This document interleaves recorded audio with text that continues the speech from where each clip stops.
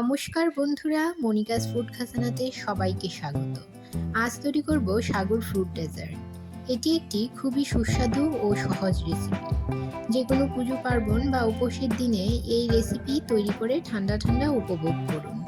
আশা করি রেসিপিটি সবার ভালো লাগবে। তাহলে চলুন দেখে নেওয়া যাক কিভাবে আমি এই রেসিপিটি তৈরি করি। প্রথমেই গ্যাসের চুলায় একটা পাত্র বসিয়ে তাতে দিয়ে দিলাম 3 কাপ পরিমাণ জল। জল যখন ফুটতে শুরু করবে তাতে দিয়ে দেব 1 কাপের 4 ভাগের 1 ভাগ সাবুদানা। 8 থেকে 10 মিনিট মিডিয়াম ফ্লেমে সাবুদানাগুলো বয়েল করে নেব।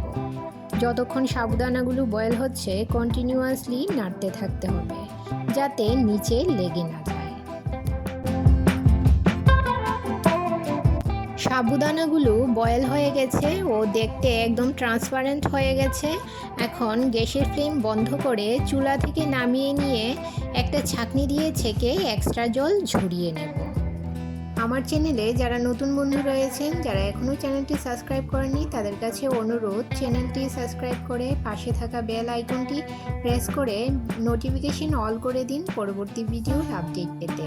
আর যারা ফেসবুক থেকে ভিডিওটি দেখছেন তারা ভিডিওটিতে একটা লাইক দিয়ে পেজটি ফলো করুন।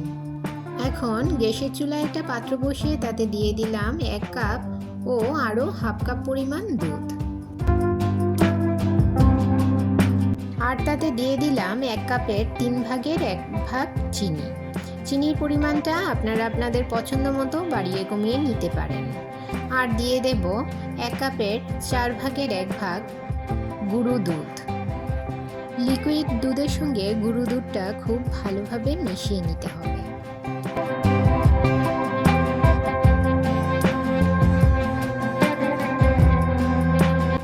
7 থেকে 8 মিনিট মিডিয়াম ফ্লেমে আমি এই দুধটা ফুটিয়ে নেব। 8 মিনিট পর দুধ ভালো করে বয়েল হয়ে গেছে। এখন আরেকটি পাত্রে দুধটা ঢেলে নিয়ে ঠান্ডা হওয়ার জন্য আমি ফ্রিজে 1 ঘন্টার জন্য রেখে দেব। এখন ফ্রিজের ঠান্ডা দুধ নিয়ে নিলাম ও তাতে আগে থেকে বয়েল করে রাখা সাবুদানাগুলো দিয়ে দিলাম। আর এতে দিয়ে দিলাম 2 চামচ চপড করে রাখা আলমন্ড বাদাম ও 2 চামচ ভাঙা কাজু। এখন বাদামগুলো দুধের সঙ্গে মিশিয়ে নিয়ে দিয়ে দেব কেটে রাখা কিছু ফ্রুটস। এখানে আমি 1 কাপ পরিমাণ তরমুজ ছোট ছোট টুকরো করে কেটে দিয়ে দিলাম। আর দিলাম একটা মিডিয়াম সাইজের কমলা।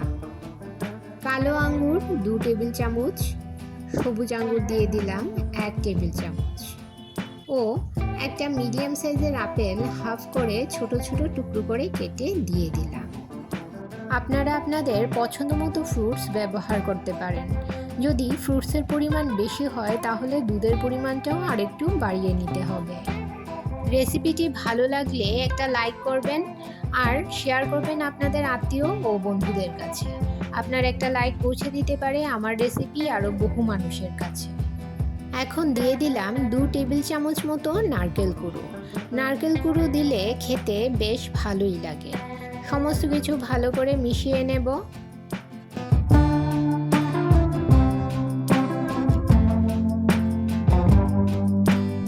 এভাবে সাবুদানার ফ্রুট ডেজার্ট তৈরি করে যে কোনো পুজো পার্বণ বা উপোসের দিনে ঠান্ডা ঠান্ডা পরিবেশন করুন। এখন গার্নিশের জন্য ওপর থেকে কিছু বেদানা ছড়িয়ে দিলাম।